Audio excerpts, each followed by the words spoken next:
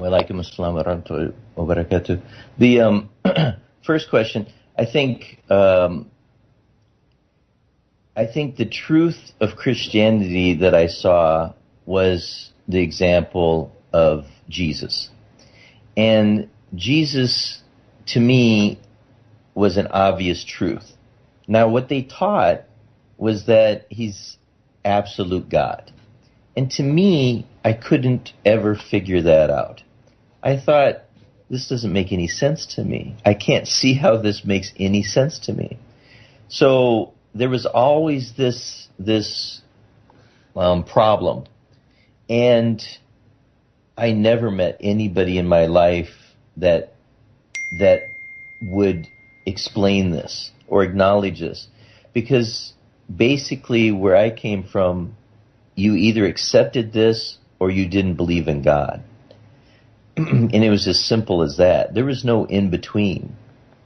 There was no Muslim where I was born. There was nothing Islamic. I've never heard of Islam.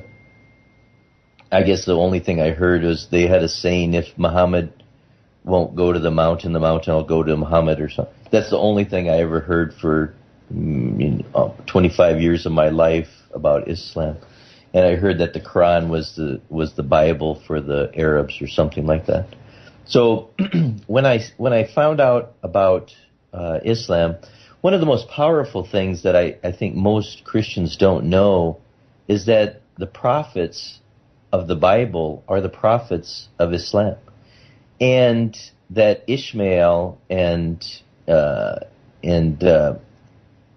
Jacob and Isaac, that they don't know this history for one thing, and they don't know even today. Even though Islam is so much more known today, most people hear one side of Islam. They hear basically a subset of Sunni Islam, I think, is what most people hear about Islam.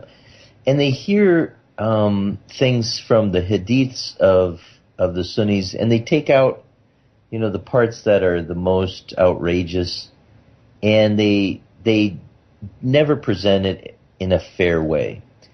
So when I looked at it myself and I saw and I read the Quran and I read about Muhammad, peace be upon his progeny, to me it was very obvious that there is so much more to this story, and this makes perfect sense. It makes no sense that you're going to have these religious leaders like each of these presents. So in Judaism, they're missing their Messiah, and they went without any prophets. So when Jesus came, they rejected him, and they've had none since. And with Christianity, they had Jesus and none since. And then with a Sunni Islam, you have the Prophet, peace be upon his progeny, and none since. So each of these believes that something happened and then it all stopped after that, which doesn't make any sense.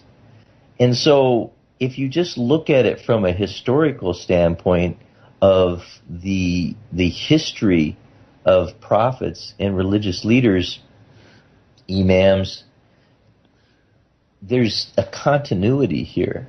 And that each of these cases in which it appears that there's nothing after that, they've missed out. They've rejected this. And so, what was the other question?